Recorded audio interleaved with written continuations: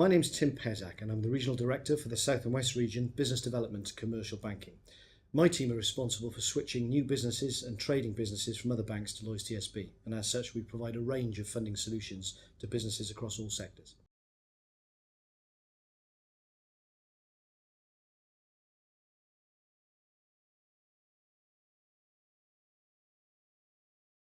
Getting and keeping customers can be a real challenge for businesses in the recession, in a competitive environment, and in an environment where many businesses aren't performing as well as they'd like. So how can we do it? Well, again, there are some very basic principles. First of all, concentrate on retaining what you've already got and widening those relationships. An introduction from an existing customer is a very, very powerful opportunity. Know what you're good at and check that your customers understand what you're good at as well.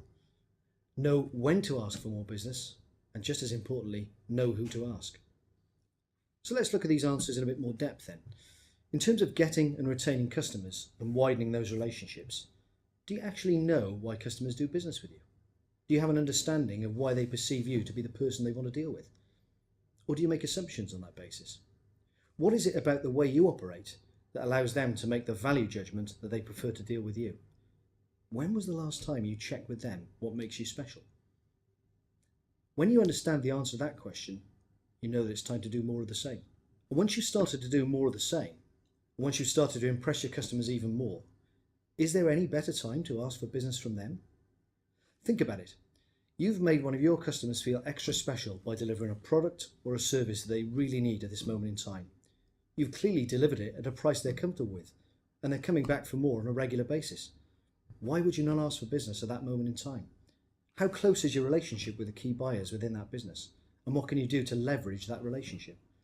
An introduction from a loyal existing customer is one of the most powerful introductions you can possibly have. But asking for business from existing loyal customers, that's just one opportunity. You see, from time to time, people are going to ask you for discounts. They're going to put pressure on your margins. Well, isn't that a good opportunity to ask for more business in return? You see, if somebody's pressing you for a better deal, well, there has to be something on the other side of the equation. Why would you not negotiate with that person asking for a discount and say, maybe I could consider an extra X%, but in return, you need to make an introduction to your best customer or best supplier. Create a virtuous circle of business, a trusted circle of friends, if you like, that you can operate within to make sure that not only are you giving good returns and good service, but you're maximising the opportunities from that circle of friends. So we've talked about retaining and widening out existing relationships. We've talked about leveraging opportunities from our existing customers at times when we've delivered good service or even at times when they've asked for a discount. But let's go back to that point of knowing what you're good at.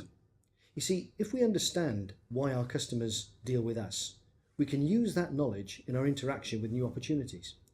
So the next time you're sat in front of a new opportunity that's been introduced to you by one of your existing clients, use what you know, but ask them, why do they deal with their existing supplier? What is it that makes their supplier convenient? What is it that they would change about that supplier? Then use the knowledge that you have from your own business to leverage that opportunity. Think about your own customer testimonials. You see, if you've asked the question, you'll know why existing customers deal with you and why they believe you provide a quality service.